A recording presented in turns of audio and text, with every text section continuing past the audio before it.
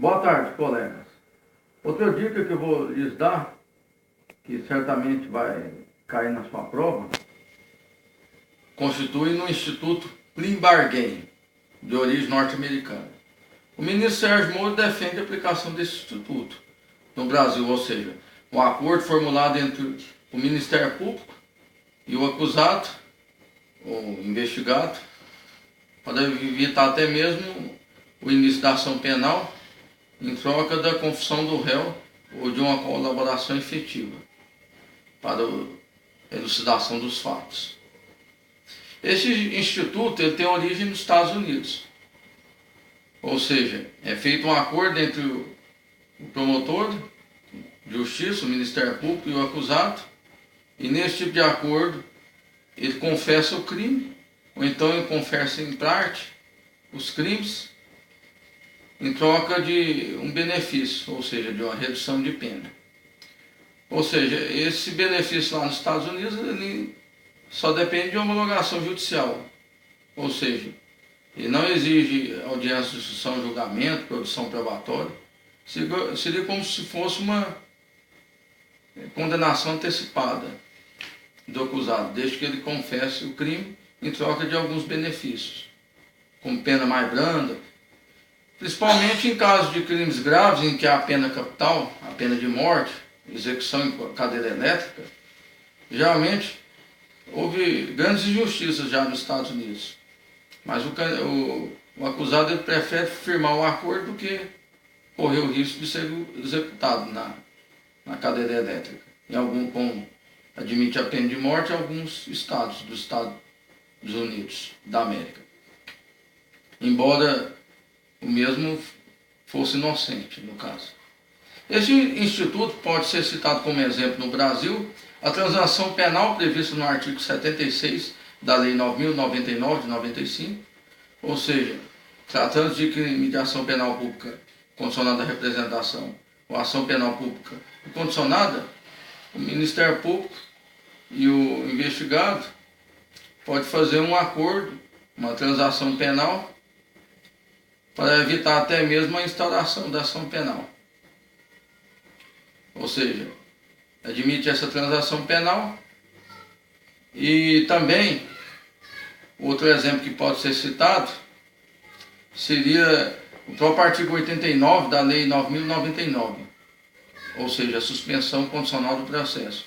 Ou seja, após a oferecida denúncia, se o crime tiver pena mínima, se a pena mínima combinada no delito não for superior a 1 ano, o Ministério Público pode oferecer essa proposta de suspensão condicional do processo, desde que o acusado não seja reincidente ou não esteja sendo processado por outro crime, e as condições pessoais também, com conduta social, personalidade, antecedentes,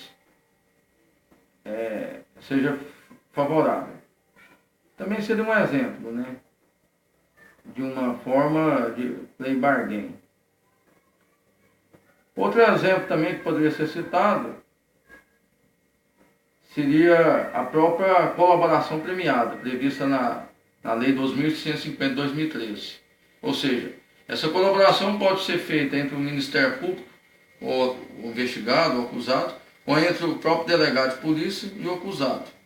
Ou seja, o acusado, em busca de alguns benefícios penais, como redução da pena,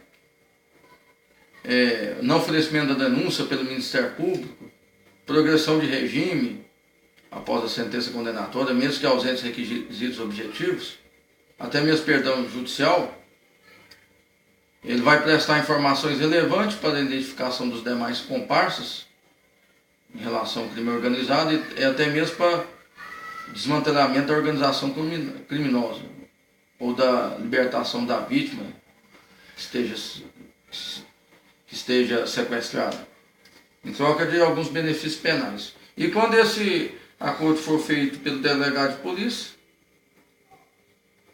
o STF entendeu que o delegado de polícia pode fazer o acordo de colaboração premiada, pois nesse caso basta apenas a manifestação do Ministério Público antes da homologação judicial. E esse acordo ele é feito só entre o Ministério Público e o colaborador, ou entre o delegado de polícia e o colaborador, ou seja, durante a realização do acordo não há presença do juiz, ou seja, o juiz só vai participar na homologação do acordo para verificar se o acordo foi voluntário, ou seja, para observar os limites do acordo, se houve alguma violação da voluntariedade, se houve alguma ilegalidade, ou seja, o magistrado só vai fazer o controle de legalidade.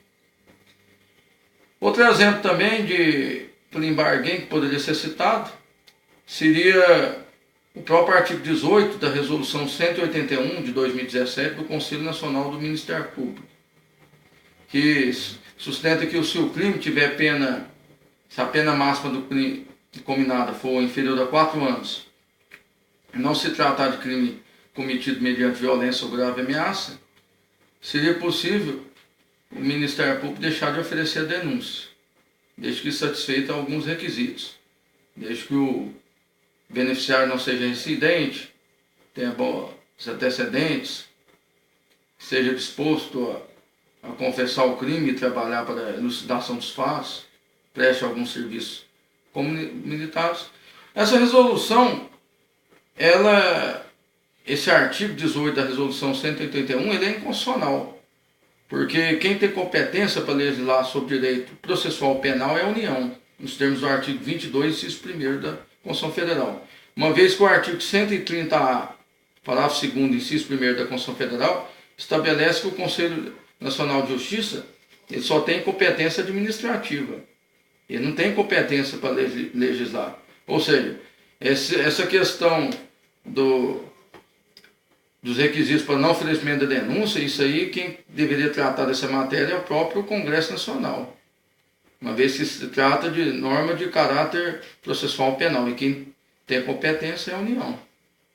Portanto, esse artigo 18 da resolução, que é uma das formas de plea bargain feita pelo Conselho Nacional, ela é inconstitucional, por violar o artigo 22, inciso 1º da Constituição Federal.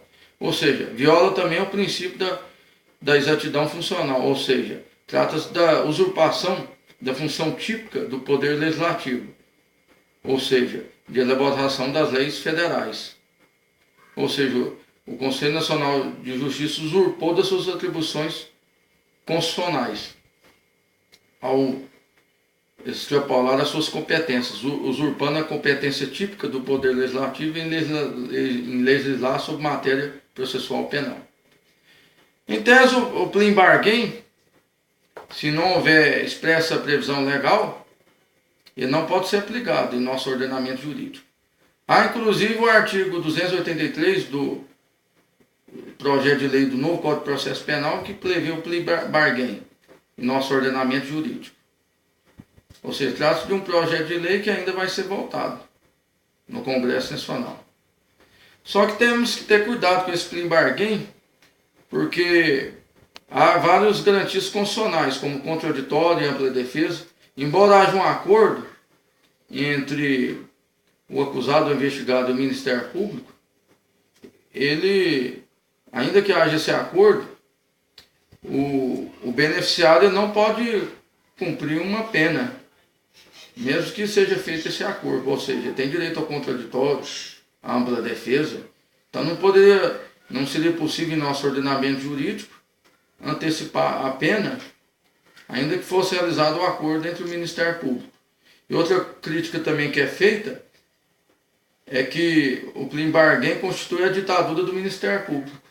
Ou seja, isso enfraqueceria até mesmo as funções do Poder Judiciário, uma vez que o Poder Judiciário só teria a função de homologar o acordo, que poderia ser feito entre o Ministério Público e o investigado, e até mesmo o beneficiário poderia sofrer uma pressão para cumprir esse acordo em troca de algum benefício penal. Então, portanto, esse acordo não pode servir para antecipar a aplicação de uma pena. Então, eram essas considerações que eu tinha a fazer aos senhores. Muito obrigado pela atenção. Boa tarde.